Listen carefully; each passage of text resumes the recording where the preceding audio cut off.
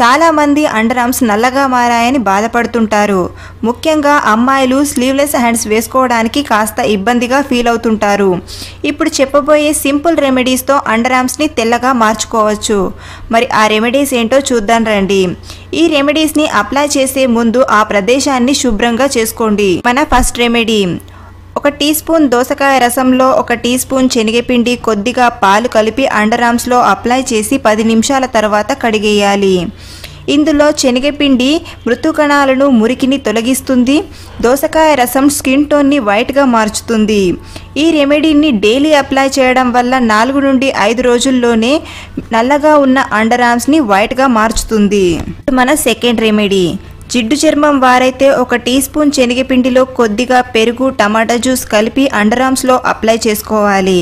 10 నుండి 15 నిమిషాల తర్వాత చన్నీళ్లతో కడిగేయాలి. టమాటోలో వైటమిన్ సి ఉంటుంది. అది స్కిన్ టోన్ని న్యాచురల్గా బ్లీచ్ చేసి తెల్లగా మార్చుతుంది. పెరుగులో లాక్టిక్ యాసిడ్ ఉంటుంది. ఇది మృదు కణాలను తొలగించి తెల్లగా మార్చుతుంది. ఈ ప్యాక్ను జిడ్డు చర్మం వారు ముఖంపై పూతలా వేసుకున్న మృదు కణాలను తొలగించి అందంగా మార్చుతుంది. ఈ రెమెడీని డైలీ అప్లై చేయడం వల్ల వితిన్ 1 వీక్లో మంచి రిజల్ట్ వస్తుంది. నిమ్మ తొక్కతో తరచూ అండర్ ఆర్మ్స్లో రుద్దుతూ ఉన్న కొన్ని రోజుల్లోనే మంచి ఫలితం ఉంటుంది.